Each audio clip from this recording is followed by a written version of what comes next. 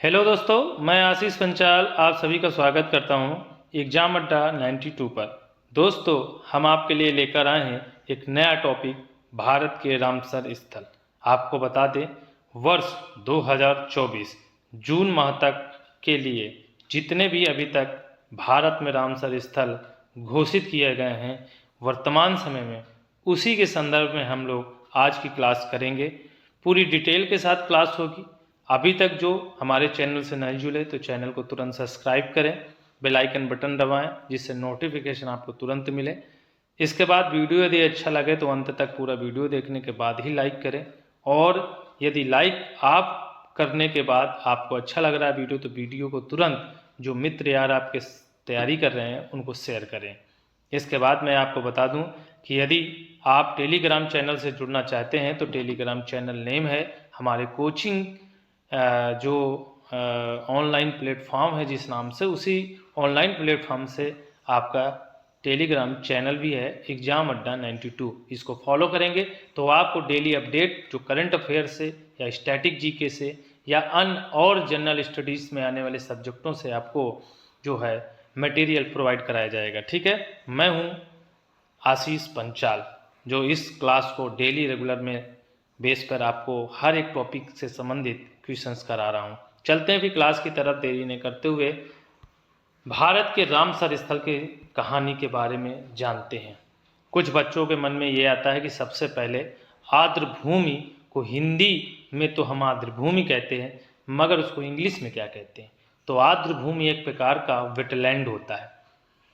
इसी के संदर्भ में ये वेटलैंड है क्या, आर्द्रभूमि है क्या, इसी को सबसे पहले देखेंगे। तो आपको मैं बता दूं कि जो ये आर्द्रभूमि है जिसको हम लोग बोलते हैं वेटलैंड, ठीक है, आपको बता दें कि ये वेटलैंड है क्या, इसे रामसर स्थल में क्यों घोषित किया जाता है। तो आपको बता दें कि एक ऐसा जगह होती है या ऐसा स्पेस होता है जहाँ पर स्थली और जली दोनों का मिलन होता है, और ऐसी परिस्थित प्रणाली के बीच जो कुछ संक्रमणकालीन भूमि होती है, जो खतरे में आ जाती है वो जमीन उस स्तर की, उसको कंजर्वेशन करने के लिए एक समझौता किया जाता है। उस समझौते के तहत फिर रामसर कन्वेंशन के तहत वो जो स्थल घोषित किया जाता है उसे फिर संरक्षण दिया जाता है। इसलिए जो जगह, स्थल और जल के बीच का संक्रमण हो और वो खतरे पे आ जाए तो इसके लिए वो जो है रामसर कन्वेंशन साइट में डाल दिया जाता है, और इसके बाद उसका कंजर्वेशन होता है और फिर उसका जो है पूरी तरीके से सुरक्षा तंत्र को मजबूत किया जाता है। आपको बता दें ये भूमि उतले पानी से ढके होते हैं। ठीक है, आपको बता दें कि रामसर कन्वेंशन के तहत अंतर्राष्ट्रीय महत्व की एक आर्द्र भूमि होती है जो पूरे अंतर्राष्ट्रीय स्तर पर उसका नाम घोषित किया जाता है। इसके बाद आगे बात करेंगे बेटा कि क्या इसका इतिहास रहा है। तो 2 फरवरी 1971 की घटना है। यूनेस्को द्वारा एक अंतर सरकारी पर्यावरण संधि थी जिसे वेटलैंड पर वो कन्वेंशन किया गया। आपको बता दें इसका नाम रामसर क्यों पड़ा, क्योंकि ईरान में एक रामसर शहर है जिसके माध्यम से इसका नाम रामसर ही पड़ा, और उसी शहर में ये कन्वेंशन सम्मिलित हुआ था, कन्वेंशन हुआ था कई लोगों के समूह के द्वारा। आपको बता दें कि भारत इसमें जब शामिल हुआ तो ये पॉइंट आपके एग्जाम की दृष्टि से बहुत इंपॉर्टेंट पॉइंट्स है कि भारत रामसर कन्वेंशन के तहत कब समझौता किया, 1 फरवरी 1982 को। क्या है इसका उद्देश्य? सबसे पहले आप जानेंगे कि आर्द्रभूमि का संरक्षण करना, कंजर्वेशन ऑफ वेटलैंड। इसके बाद जो प्राकृतिक संसाधन होते हैं, जो नेचुरल रिसोर्स होते हैं, उनका सतत प्रयोग करना, सस्टेनेबल यूजेज करना, और फिर उसको इंक्रीजिंग करना, मतलब उसको बढ़ावा देना। इसके बाद आगे आपको बता दें कि भारत के संदर्भ में कुछ महत्वपूर्ण तथ्य हैं, उनको सबसे पहले देखेंगे। क्या है कि भारत ने सबसे पहले इस कन्वेंशन पर हस्ताक्षर किया 1 फरवरी 1982 को। इसके बाद वर्तमान में अगर हम भारत में रामसर साइटों की संख्या देखें तो 82 हो चुकी है। वो अपडेट आपको मैं बता दूं 8 जून 2024 तक अपडेट दिखाई गई है। आपको बता दें कि लास्ट में 2 आपके रामसर साइट स्थलों की संख्या जोड़ी गई, वो 2 आपके बिहार से संबंधित थे। ठीक है, तो कुल मिलाकर पहले हमारे पास जो थे वो कितने थे आपको मैं बता दूं, पहले हमारे पास 80 थे और 80 के बाद 2 बढ़ा दिए गए, जिससे आपको मैं बता दूं कि वो जून माह में बढ़ाए गए। 8 जून के दिन घोषित किया गया बिहार के 2 रामसर स्थलों को। इस प्रकार से 82 हो गए वर्तमान समय में। आपको बता दें कि सुंदरवन का नाम खुद लोग जानते होंगे, जो पश्चिम बंगाल में पड़ता है, जो डेल्टा के नाम से है। और सुंदरवन एक प्रकार की जो है मैंग्रोव वनों का एक जंगल है, जिसे सुंदरवन भी कहा जाता है। और ये भारत का सबसे बड़ा रामसर स्थल है, सबसे पहले आपको बात होना चाहिए। इसके बाद आपको रेणुका एक रामसर स्थल है जो हिमाचल प्रदेश में पड़ता है, भारत का सबसे छोटा रामसर स्थल है। वहीं वर्तमान में यदि ज़्यादा फिर उससे कम फिर उससे कम, ये सबसे छोटा आपसे पूछे तो आपको पता होना चाहिए मतलब सबसे कम रामसर स्थलों की संख्या कहाँ पर है। तो आपको सबसे ज़्यादा यदि बात करें तो सीधा तमिलनाडु लगा देना है, जिनमें 16 हैं।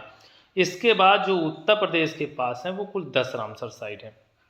इसके बाद आगे आपको मैं बता दूं कि चिल्का झील का नाम खूब जानते होंगे, जो उड़ीसा में है, जहाँ पर नेवी की जो है ट्रेनिंग की जाती है। और एक केवलादेव राष्ट्रीय उद्यान है जो राजस्थान में, वो भारत के पहले रामसर स्थलों के रूप में मान्यता दी गई थी। मतलब जब रामसर स्थलों में सिग्नेचर और हस्ताक्षर हुए थे वो समय था 1981। ठीक है, आपको बता वो 1981 था जब चिल्का झील और केवलादेव राष्ट्रीय उद्यान को भारत के रामसर स्थलों में पहली बार घोषित करने का घोषणा की गई थी। वो सन 1981 था और इसके बाद हस्ताक्षर किया गया। और हर साल जो रामसर कन्वेंशन होगा उसके तहत जो कंजर्वेशन कुछ स्थलों का होगा वो उसी में डाले जाएंगे। तो ये 1981 में हुआ था, चिल्का झील और केवलादेव राष्ट्रीय उद्यान को शामिल करने की घोषणा की गई थी। तो पहला रामसर साइट बना था। इसके बाद आपको मैं बता दूं सबसे इम्पोर्टेंट बात क्या है कि अभी की बात जो बिल्कुल खबर है कि फरवरी 2024 में जो अभी हाल ही में वर्ष चल रहा 2024, उसमें फरवरी माह में कितने शामिल किए गए। तो पहला आपको मैं बता दूं कि अंक समुद्र पक्षी संरक्षण रिजर्व जो कर्नाटक से है। दूसरा है आपका अघन सिनी मुहाना कर्नाटक से है। इसके बाद आपको तीसरा मैं बता दूं कि मगदी केरे संरक्षण रिजर्व कर्नाटक से है। इसके बाद आपको चौथा बता दूं कराई वेट्टी पक्षी अभयारण्य जो तमिलनाडु में है। तो आपको पता होना चाहिए 3 कर्नाटक से हैं और 2 आपके जो है तमिलनाडु से हैं। ठीक है, इसके मतलब कुल मिला के 5 आपके सम्मिलित किए गए थे। ठीक है, तब 80 बने थे, पहले 75 थे। तो 5वां जो आपका तमिलनाडु से है वो आपका लांगवुड 16 रिजर्व वन है जो तमिलनाडु में स्थित है। इसके बाद आगे जून में एक अपडेट आई, 2 शामिल किए गए बिहार के। बिहार में पहले से कांवरताल झील उपस्थित थी जिसमें कि एक ही रामसर साइट काफ़ी दिनों तक चलती रही, मगर इसके बाद इस वर्ष ने 2 और रामसर उसको दे दिए बिहार को। तो नागी पक्षी अभयारण्य जो 21वां बना और नकटी पक्षी अभयारण्य जो 22वां बना 2024 में। तो कुल मिला के आप तो पता हो गया जून 2024 की जो अपडेट आई है आपकी रामसर साइट स्थलों की, वो कुल मिलाकर के जो है वो 82 हो गई है। तो 2 नए सम्मिलित होने के बाद ऐसा हुआ। चलते हैं देखते हैं सबसे ज़्यादा किसके पास है। तो तमिलनाडु के पास 16 है। कौन कौन से? पहला जो 2024 में शामिल हुआ कराई वेट्टी पक्षी अभयारण्य जो 2024 में शामिल हुआ। फिर आपकी करी किली पक्षी अभयारण्य जो 2022 में शामिल हुआ था। इसके बाद पिचवरम मैग्रोव जो 2022 में शामिल हुआ। मन्नार की खाड़ी समुद्र बायोस्फीयर रिजर्व जो 2022 में शामिल हुआ। फिर है उदय मार्थपुरम पक्षी अभयारण्य जो 2022 में सम्मिलित हुआ। तो 2024 में आपको पता है 3 शामिल हुए, नहीं सॉरी तमिलनाडु के 2 शामिल हुए, एक कराई वेट्टी पक्षी अभयारण्य और एक है लांगवुड 16 रिजर्व वन 2024 में शामिल हुए। फिर इसके बाद 2022 में तो काफ़ी शामिल हुए था इसमें, जिसमें आपको मैं बता दूं पल्लिकरनई मार्स रिजर्व फॉरेस्ट 2022 में सम्मिलित हुआ। फिर कुनथन कुलम पक्षी अभयारण्य 2022 में शामिल हुआ। तो 6 में आपने सिर्फ केवल अभी कितने देखे, 6 में 6, 7, 8 में कुल मिलाकर आपने सिर्फ 2 देखे हैं 2024 में शामिल हुए, बाकी सब 2022 के हैं। इसके बाद आपको बता दूं कि 9 नंबर में देख लेते हैं वेदांकल पक्षी अभयारण्य, ये भी 2022 में शामिल हुआ। इसके बाद आपको वेलोड पक्षी अभयारण्य, ये भी 2022 में शामिल हुआ। इसके बाद आपको बता दें वेममनूर वेटलैंड कॉम्प्लेक्स 2022 में शामिल हुआ और चित्रागुड़ी पक्षी अभयारण्य ये भी 2022 में शामिल हुआ। 13वां number Suchindram Theroor wetland complex ये भी 2022 में शामिल हुआ। विडुपुर पक्षी अभयारण्य ये भी 2022 में शामिल हुआ। इसके बाद आपका जो है कांजीकुलम पक्षी अभयारण्य, ये भी 2022 में शामिल हुआ, और पॉइंट कैलीमेरे वन्यजीव पक्षी अभयारण्य, ये भी 2002 में शामिल हुआ था। तो आपको पता होना चाहिए कि एक 2002 में हुआ, इसके बाद सारे 2022 के रहे, इसके बाद 2024 में 2 रहे। तो आपको पता होना चाहिए कि आपसे पूछ सकता है कि वर्तमान में जो है 2024 में तमिलनाडु के 2 स्थलों को, कितने स्थलों को शामिल किया गया 2024 में। तो आपको जून अपडेट में सीधा 2 लिख देना। इसके बाद आगे चलते हैं जम्मू कश्मीर। जम्मू कश्मीर में आपको पता होना चाहिए कि कितने शामिल किए गए। तो जम्मू कश्मीर में आपके 5 हैं। उलर झील 1990 में, होकरा आर्द्रभूमि 2005 में, सुरिनसर और मानसर झील 2005 में, हाईगम वेटलैंड कंजर्वेशन रिजर्व 2022 में, सालबुग वेटलैंड कंजर्वेशन रिजर्व 2022 में। इसके बाद अब हिमाचल प्रदेश की बात करेंगे। हिमाचल प्रदेश में 3 है, जिसमें पोंग बांध झील 2002 में, फिर है चंदे रटल आर्द्रभूमि 2005 में, और तीसरा है रेणुका आर्द्रभूमि 2005 में, जो भारत का सबसे छोटा रामसर स्थल है। इसके बाद लद्दाख में 2 हैं। 2 का मतलब आपको त्योसो मोरारी झील, जो पूरे विश्व की सबसे ऊंची जो है रामसर साइट बोली जाती है, त्योसो मोरारी झील, ये लद्दाख में है। और त्योसे कर आर्द्रभूमि जो 2020 में शामिल की गई थी, ये है। मध्य प्रदेश की अगर बात करें तो 4 है। तो एक तो भोज आर्द्रभूमि 2002 में है, एक भोज झील के नाम से भी जाना जाता है, वही चीज़ है।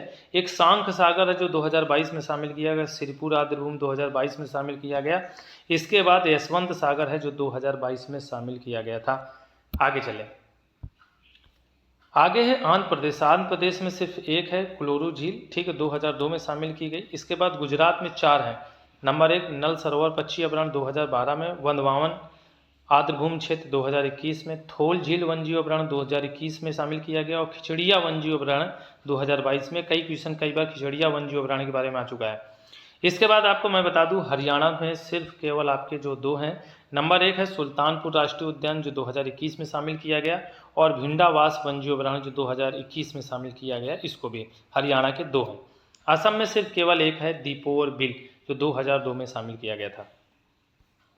इसके बाद महाराष्ट्र से आपके 3 हैं। महाराष्ट्र के 3 में क्या है, नंदुर मध्येश्वर 2019 में शामिल किया गया। दूसरा है लोनार झील जो क्रेटर झील के नाम से जाने जाती है, महाराष्ट्र के बुल्डाना जिले में है। तीसरी है ठाड़े क्रीक 2022 में शामिल की गई थी। इसके बाद गोवा में सिर्फ एक नंदा झील है, त्रिपुरा में रुद्र सागर झील है, और उत्तराखंड में है आसन कंजर्वेशन रिजर्व 2020 में शामिल की गई थी। वहीं उड़ीसा में अगर आपको बात करते हैं, जो चिल्का झील है, वो जो है क्या आपको पता होना चाहिए कि चिल्का झील और आपका पता हो केवलादेव राष्ट्रीय उद्यान, ये 2 ऐसे हैं जो सबसे पहले रामसर स्थलों के रूप में घोषित किए गए थे भारत में। इसके बाद उड़ीसा में आपके भितरकनिका मैग्रो वन है जो 2002 में इनको रामसर स्थल में शामिल किया गया। फिर सतकोसिया गार्ज है जो 2022 में, फिर टम्पारा झील 2002 में है, फिर हीराकुंड रिजर्व को भी 2002 में शामिल किया गया, और अनसुपा झील जो 2022 में शामिल किया गया। तो उड़ीसा में 6 रामसर स्थल हैं। इसके बाद आपको आगे बताएंगे, आगे है हमारा राजस्थान में 2 हैं। तो सबसे पहला केवलादेव राष्ट्रीय उद्यान है जो 1981 में शामिल किया गया था, पहला था रामसर स्थल। और सांभर झील 1990 में जो है वो क्या कहते हैं, सांभर झील को आर्द्रभूमि की श्रेणी पे दिया गया था स्थान। केरल में 3 है आपके पास, आपको पता होना चाहिए। अष्टमुडी झील है जो 2002 में रामसर साइट का दर्जा दिया गया। फिर सस्तम कुट्टम झील है जो 2002 में इसको भी रामसर साइट में घोषित किया गया, और बेम्बनाथ पोल आर्द्रभूमि जो 2002 में भी इसको घोषित किया गया। तो केरल में 2002 में सभी उपस्थित हुए थे। ये तीनों आपकी जो है जगह हैं जो रामसर स्थल में शामिल हुए। पंजाब के आपके पास 6 हैं। हरिके झील आप जानते होंगे, कंजली झील जानते होंगे। तो हरिके को 1990 में, कंजली को 2002 में, वहीं रोपड़ आर्द्रभूमि को जो है वो 2002 में। रोपड़ एक सिंधु घाटी सभ्यता का स्थल भी है। इसके बाद आपको मतलब चौथा है किशोपुर मियानी कम्युनिटी रिजर्व 2019 में इसको शामिल किया गया। इसके बाद आपको पता होगा नागल वन्यजीव अभयारण्य जो 2019 में रामसर साइट का दर्जा दिया गया, और ब्यास संरक्षण रिजर्व 2002 में रामसर साइट का दर्जा दिया गया। तो पंजाब में कुल मिला के 6 हैं। इसके बाद मिजोरम चलते हैं, और मिजोरम में पाला आर्द्रभूमि है जो 2022 में शामिल की गई। इसके बाद आपको मणिपुर बता दें, मणिपुर में तैरती हुई झील, मतलब यहाँ पर एक तैरता हुआ राष्ट्रीय उद्यान है, लोकटक झील में है और पूर्वोत्तर भारत की सबसे मीठी पानी की झील बताई जाती है लोकटक झील को। इसको 1990 में रामसर साइट का दर्जा दिया गया था क्योंकि बहुत महत्वपूर्ण है भारत की झीलों में, तो इसलिए इसको कंजर्वेशन करना बहुत जरूरी, इसलिए रामसर स्थल में इसको डाल दिया गया। पश्चिम बंगाल के दो हैं, पूर्व कोलकाता आर्द्रभूमि और सुंदरवन डेल्टा। आपको पता है सुंदरवन सबसे बड़ा रामसर साइट है, सुंदरवन डेल्टा, ठीक है। इसके बाद आपको बता दें बिहार में 3 हो चुके हैं, तो अब याद आपको होना चाहिए। पहला है कांवरताल झील, दूसरा है नागी पक्षी अभयारण्य 2024 में, नकटी पक्षी अभयारण्य 2024 में। तो 2020 के बाद 4 साल लग गए कुल मिला के, तो 2024 में 2 और मिले बिहार को अभी नए। इसके बाद आपको चलते हैं कर्नाटक की तरफ ले चलते हैं। कर्नाटक में कुल मिला के 4 हैं। फिर है अंक समुद्र पक्षी अभयारण्य जो 2024 में आपको मैं बता दूं 3 मिले हैं। यही है अंकरा जो है समुद्र पक्षी रिजर्व 2024 में, फिर अगन सिनी मुहाना 2024 में, और फिर है मगधी केरे संरक्षण रिजर्व 2024 में। और 2022 के बाद ये 3 अब जुड़े हैं, तो ये हैं रंगना थितु VS 2024 में इसको रामसर स्थलों में डाला गया। इसके बाद चलते हैं उत्तर प्रदेश की तरफ। उत्तर प्रदेश में जो है तमिलनाडु के बाद दूसरा स्थान है, कुल मिला के 10 हैं उत्तर प्रदेश के पास। ऊपरी गंगा नदी जो 2005 में इसको दर्जा मिला था। फिर सांडी पक्षी अभयारण्य जिसको 2019 में दर्जा मिला। फिर समन पक्षी अभयारण्य 2019 में दर्जा मिला। फिर सरसई नावर झील 2019 में मिला। फिर हैदरपुर वेटलैंड 2021 में मिला। इसके बाद नवाबगंज पक्षी अभयारण्य जो 2019 में मिला। फिर समस्तपुर पक्षी 2019 में मिले। पार्वती अर्गा पक्षी अभयारण्य 2019 में मिला। और सुर सरोवर झील जो 2020 में दर्जा मिला। फिर बखीरी वन्य अभयारण्य जो 2022 में दर्जा मिला।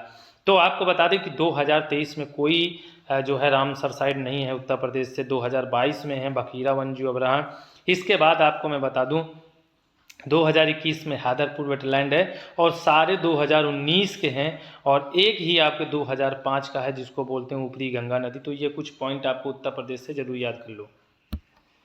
इसके बाद चलते हैं विश्व के संदर्भ में हम देखते हैं अपने जो है आर्द्रभूमि के बारे में। विश्व का पहला रामसर स्थल 1974 में कोबोर प्रायद्वीपी ऑस्ट्रेलिया को घोषित किया गया था। सबसे ज़्यादा रामसर स्थल यूनाइटेड किंगडम के पास देश में है।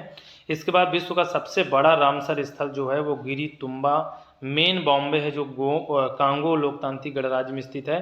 और विश्व का सबसे ऊंचा रामसर स्थल भारत में है जिसको तेवसे मोरारी झील बोलते हैं, ये लद्दाख में स्थित है। इसके बाद चलते हैं विश्व आर्द्रभूमि दिवस के बारे में, ये भी जानना बहुत जरूरी है। आपको बताओ 2 फरवरी 1971 को आर्द्रभूमि पर इस अंतर्राष्ट्रीय समझौते को अपनाने के उपलक्ष्य में विश्व भर में यह मनाया जाता है दिवस। आपको पता है 2 फरवरी को प्रत्येक वर्ष मनाया जाता है। और 2024 की जो थीम है, जो विषय है, वो बहुत ज़रूरी है, वेटलैंड एंड ह्यूमन वेलबींग है। ये याद रख लेना, वेटलैंड एंड ह्यूमन वेलबींग है, ठीक है। तो ये 2024 की थीम है विश्व आर्द्रभूमि दिवस के। 2 फरवरी को मनाया जाता है विश्व आर्द्रभूमि दिवस। 1971 में एक रामसर कन्वेंशन हुआ था जिसके तहत सभी मतलब जो स्थल और क्या होता है कि जो जल के बीच का जो संक्रमण क्षेत्र होता है उसको संरक्षण करने के लिए ये रामसर कन्वेंशन शुरू किया गया 1971 में ईरान के रामसर में। और रामसर कन्वेंशन के नाम से आगे फेमस हो गया। आर्द्रभूमि को इंग्लिश में वेटलैंड जानते हैं। ये आपके मन में पूरी तरीके से होना चाहिए, तभी आप कुछ आगे कर सकते हैं। तो आज का जो सेशन रहा वो बहुत बेस्ट सेशन रहा। बहुत सारे क्वेश्चंस मैंने कोशिश किए हैं कि इंक्लूड करने के लिए हैं कि आपका यहाँ से अगर कोई क्वेश्चन पूछा जाए तो पुटअप हो तो बिल्कुल आपका क्वेश्चन गलत ना हो और अच्छे से आप इस चीज़ों को तैयार कर सकें। इसलिए बहुत अच्छे तरीके से मैंने स्लाइड में सेट किया है कि आप रिविजन मोड पर आप भी अच्छे से कर सकते हैं, देख सकते हैं, समझ सकते हैं। तो आज की क्लास को हम यहीं समाप्त करते हैं, फिर मिलते हैं अगले नेक्स्ट टॉपिक के साथ। थैंक यू सो मच, धन्यवाद, जय हिंद, जय भारत।